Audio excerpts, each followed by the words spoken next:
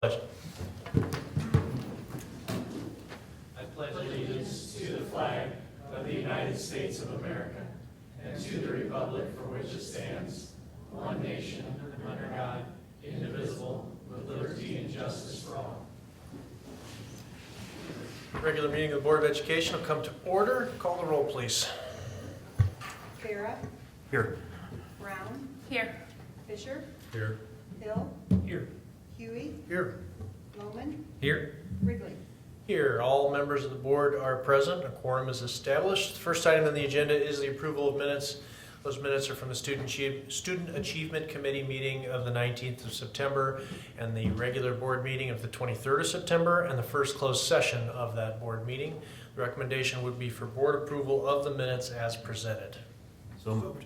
Motion by Mr. Barra and second by Mr. Huey. Questions or comments on the minutes?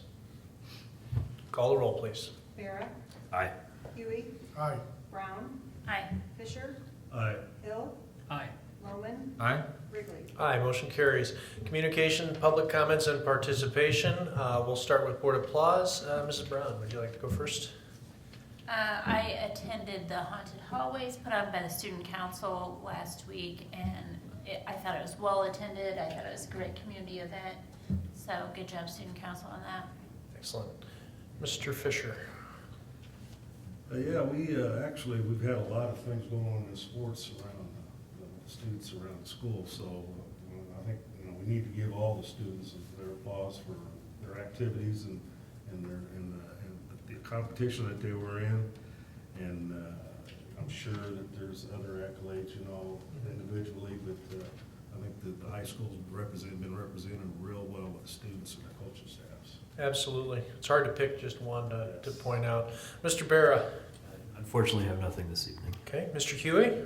I want to give applause to it involves the cheerleaders, the band, whoever else is involved in putting together the send-offs that is done for the organizations, sports or otherwise, that are going to higher competitions, be it state or some similar one. I think that's a great way to show student support and that we recognize all of the activities here at Pekin High School when they're doing particularly commendable work and results.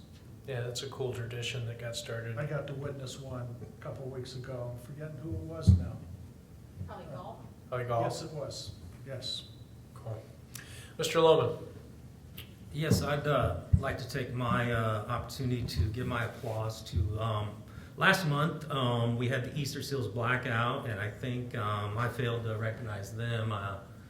They, I think, raised over $12,000. The Student Council, I think, headed that project, the Student Council Executive Board. So I just want to give my applause to them, and it looks like the Valley for the Cure, someone else is going to give their applause for them. So I didn't want to leave out Student Council's work from last month.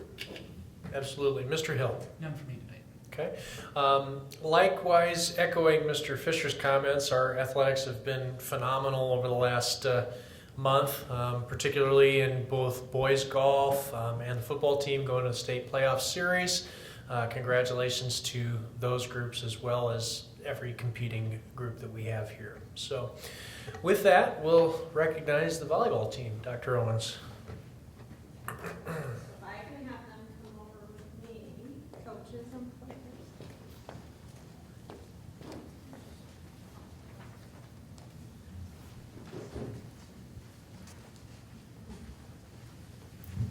You guys must have had rough practice. You look kind of tired. They're a little nervous. They're nervous. So for 11 years, our volleyball team, under the direction of their coaches, Yvonne Thompson, Priscilla Dillery, and Emma Odom, have taken it upon themselves to raise money on behalf of the Susan G. Komen Breast Cancer Foundation. The coaches have asked our players year after year, as well as their parents and our community, to support a cause that's very close to many people's hearts, as almost all of us know someone who's dealing with or has dealt with this terrible disease. Over the course of these 11 years, Pekin Community High School has raised over $167,000 for this cause during its annual Volley for the Cure event. Each year, our school partners with an opposing team, with Pekin hosting the event. This year, we played against Morton. Over the years, surrounding communities such as Washington and Morton have contributed to our fundraising efforts. With the grand totals of money raised typically increasing each year, the event is held. This year alone, Pekin High raised its highest amount yet at $26,604.10. Members of our girls volleyball team, in addition to our coaches, are here tonight to be recognized for their amazing work outside of the lines of a volleyball court. The money raised by our program ranks us as number 1 in the state of Illinois in terms of the total amount raised by a high school for the Volley for a Cure cause. Each month, our board recognizes exemplary work done on behalf of Pekin High School. We are proud to recognize the work that our female athletes do in support of a cause that is bigger than each of us, but in the hopes that all of us can make a difference.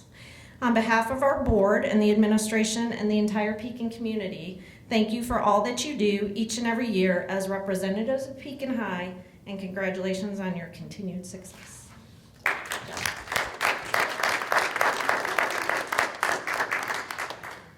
We'll stick that in the locker room.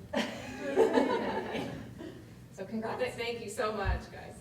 And thank you for guys for supporting us. I know we only have our board members, but some of our business, our community businesses around the area, from all of our local businesses. We couldn't have done this without you guys. Yeah, we started it because of one special person, and we're gonna continue that fight as long as we possibly can. It's awesome. Thanks again. Thank you. Thank you. Thank you. You're more than welcome to stay. I'm just kidding. I know. Hey, you need to go prep for that. Yes, yes. Good luck. Item 4.1 is the approval of claims. The recommendation would be to pay the monthly warrants. Wow, say that. Let me start that over. The recommendation would be to pay the monthly warrants in the amount of $2,227,312.81 per summary information found later in the agenda. Is there a motion to that effect? So moved. Motion by Mr. Huey, Second. second by Mrs. Brown. Questions or comments on the monthly warrants? Call the roll, please. Huey, Aye. Brown, Aye. Vera, Aye. Fisher, Aye. Hill, Aye. Loman, Aye. Wrigley, Aye, motion carries. Item 5.1 is a request for closed session regarding the appointment, employment, compensation, discipline, performance, or dismissal of specific employees of the public body or legal counsel for the public body, including hearing testimony on a complaint lodged against an employee of the public body or against legal counsel for the public body to determine its validity, and collective negotiating matters between the public body and its employees or their representatives, or deliberations concerning salary schedules for one or more classes of employees. Is there a motion for closed? Motion by Mr. Hill, second by Mr. Fisher. Call the roll, please. Hill, Aye. Fisher, Aye. Vera, Aye. Brown, Aye. Huey, Aye. Loman, Aye. Wrigley. Aye, motion carries, and we will return as soon as possible. As reconvened from closed session, the first item on the agenda is the consent agenda. At this time, I would seek if any board member would like to remove an item for an individual vote. Hearing none, I'd seek a motion to approve the consent agenda as presented. So moved. Motion by Mr. Vera, Second. second by Mrs. Brown. Questions or comments on the consent agenda? Call the roll, please. Vera, Aye. Brown, Aye. Fisher, Aye. Hill, Aye. Huey, Aye. Loman, Aye. Wrigley. Aye, motion carries. 5.3 is a request for approval of the Health Life Safety Amendment number 20. Dr. Owens. Several of you were at our O&M meeting this evening, but we have Health Life Safety Amendment number 20. It starts on page 174, the detail of which is close to a little over $12 million worth of work. It is our hope that this is approved by the board tonight. Your approval gives us the ability and the permission to then submit this work to ISB for approval as health life safety projects. So we can't do anything until that is or isn't approved by the state, and so That is step one in the process. This is a continuation, of course, of that long HVAC project that we've continually talked about. This is the next step in that plan. So our thought is obviously to bring this in front of you tonight for consideration. Upon approval, it would be submitted to ISB. Tim thinks it's usually running about a 60-day process through ISB. Sometimes it can be less, sometimes it can be more. If ISB does approve this as health, life, safety, then we can determine what our funding source is.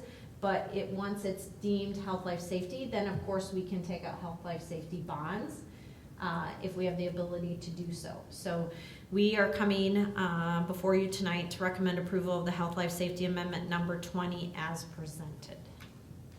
And that does come from committee, Mr. Wrigley. So that does come from committee. It requires no second. Is there any questions or comments on the motion? Call roll, please. Hill, Aye. Farah, Aye. Brown, Aye. Fisher, Aye. Huey, Aye. Loman, Aye. Wrigley. Aye, motion carries. Request to seek, permission to seek bids for various buildings and grounds projects. Ms. Schaefer. Outside the scope of the health, life, safety work that Dr. Owens just discussed, we do have some projects on the books that we want to put out for bid that will be funded with regular district funds. And so specifically, we are seeking permission to put out a request for bids for the chilled water system, for the retaining wall behind B building, and for a new walk-in cooler freezer replacement in the cafeteria. And those projects would start late spring next summer out of the FY 2021 budget. So the recommendation would be to seek bids for various buildings and grounds projects subject to the provision of the Prevailing Wage Act. That also comes on behalf of committee. Comes on behalf of committee. It requires no second. Questions or comments on the request to seek bids? Call the roll, please. Hill, Aye. Farah, Aye. Brown, Aye. Fisher, Aye. Huey, Aye. Loman, Aye. Wrigley. Aye, motion carries. Bids for a 2019-14 passenger activity bus, Mrs. Schaefer. So we opened bids for a new activity bus on October 22nd, and we received 3 bids one from Central State Bus Sales, one from Midwest Bus Sales, and one from Midwest Transit. If you remember last year, we replaced our oldest activity bus. This bus would be for trading in our 2006 activity bus. And so Midwest Transit was the lowest bid at a net amount of $52,440, and this would be funded through the Transportation Fund. So the recommendation tonight would be board approval to accept the lowest bid meeting specifications for Midwest Transit and the amount of $52,440. We've heard the request from the administration. Is there a motion to that effect? I move to get a new dragon wagon. Motion for a dragon wagon is placed by Mr. Barra. Is there a second? Second. Second by Mr. Lohman. Questions or comments on the bus? Call the roll, please. Farah, Aye. Loman, Aye. Brown, Aye. Fisher, Aye. Hill, Aye. Huey, Aye. Wrigley. Aye, motion carries. Reports, resignations, and policy committee, Mr. Barra. We have one resignation. Pardon me, I lost my page. Jeff Telleritis, assistant boys basketball coach, effective October 23rd of this year. Okay, and the policy committee. Policy committee did not meet. Okay, very good. O&M, Mr. Hill. Yeah, we met this evening. We've approved two requests that came out of O&M, but really we reviewed our strategic plan for operations and building repairs over the next few years. There's a lot of items coming specifically around this health, life, safety amendment. So hopefully the state will approve the just at $12 million in repairs that we have allocated for potential health, life, safety funds. So that way we have some opportunities to look at refinancing, or I'm sorry, what is the term? Not refinancing. Re-amortize. Re-amortizing our bonds to help pay for some of those. But really, when you're looking at some of the ticket items that we're looking at, these are large ticket items that are going to have to be done. Obviously, this list is subject to change based on other conditions failing or getting worse. But there is a strong plan laid out here, taking us through the 2022-2023 school year. Dr. Owens, do you have anything else to add? Other committee members? Okay, very good. Thank you for the report. LMRC, student achievement, and FOIA requests.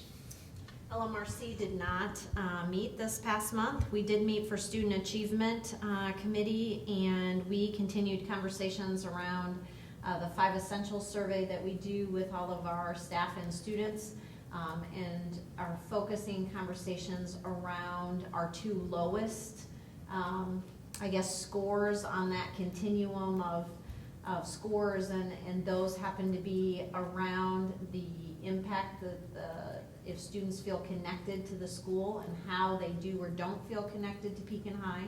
And the other one is, do they see the relevance, I think, in terms of what they do every day to how that impacts their future? And basically, why are they here? Do they get that?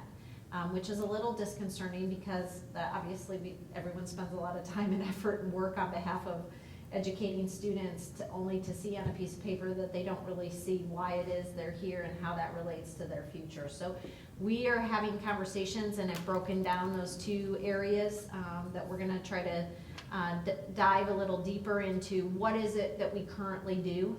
And we started to have those conversations at the last meeting, and then left the committee to come back with, if you can do anything, change anything, make things better, what is it we should look at? What should we, what are your out of the box ideas? Maybe they're not out of the box. Maybe there's some other things that you've thought about. Why don't we do this? Just let's throw them on a piece of paper and let's start having some conversations. So that committee, probably more so than other, if you get a chance to ever see it or just kind of even be in the gallery, it's great conversations because it's actually a committee. We all leave saying we're talking about the things that we all got into education to have conversations about. So it was good. Good news is no FOIA requests this month, so we had none of those. Just a couple of things to draw attention to is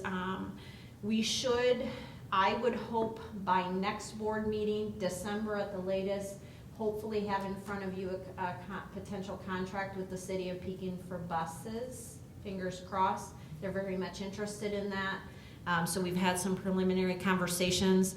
It sounds like they're very supportive of continuing that service and have talked about the desire to have a multi-year contract with very rational increases. And so hopefully we'll have that in front of you in the next month or 2.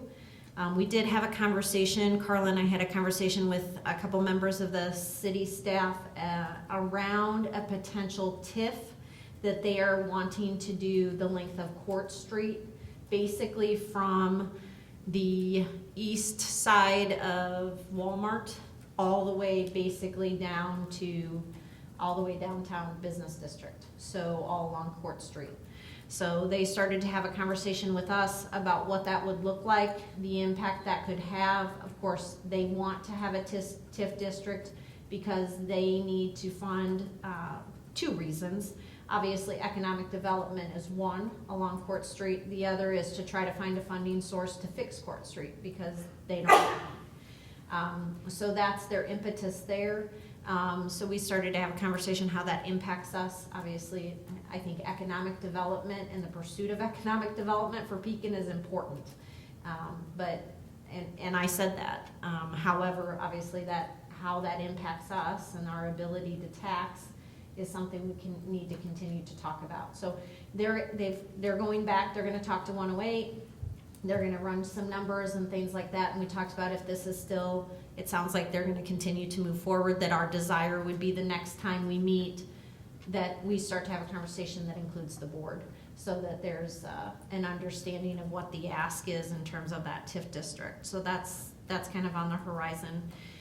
The other thing I just wanted to make you aware of is, it's been in the news. I honestly haven't brought a lot of attention to it, but I will tell you it is a major issue, and that is the issue of districting for football in the state of Illinois. That passed last year, and I don't know if anyone's followed it, but it impacts Pekin horribly in terms of travel, in terms of expense.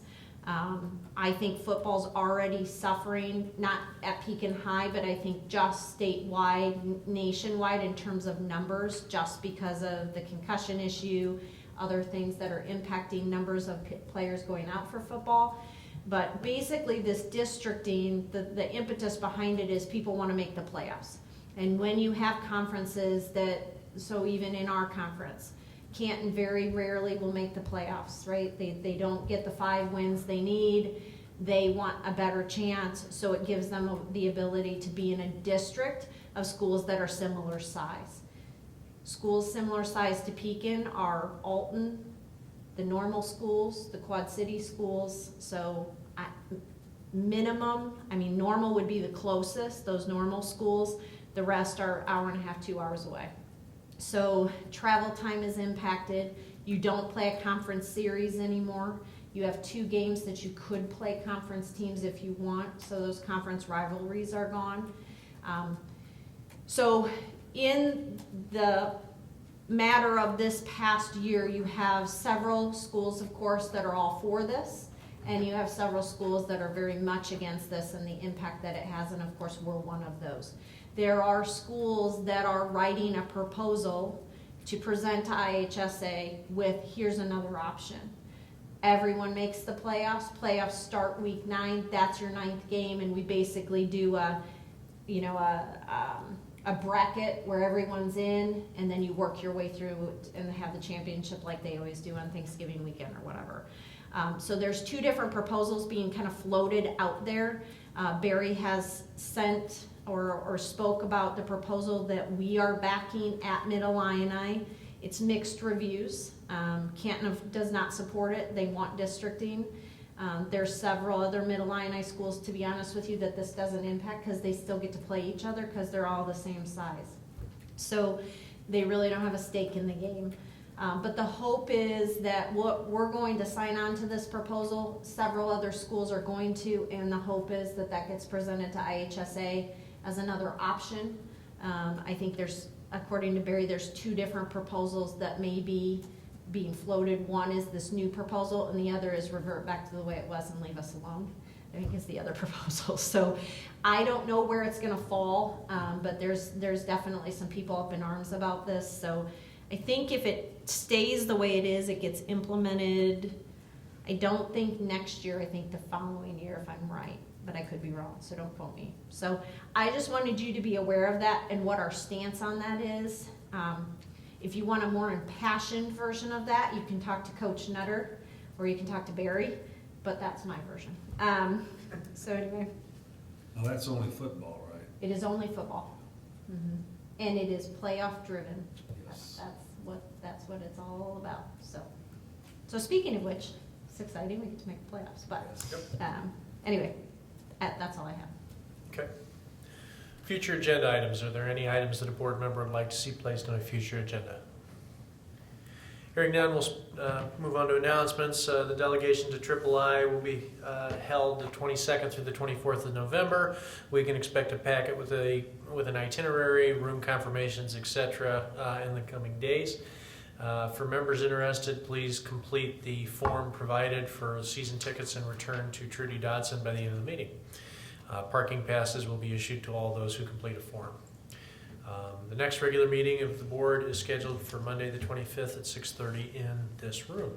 So I know of no other business. We stand adjourned.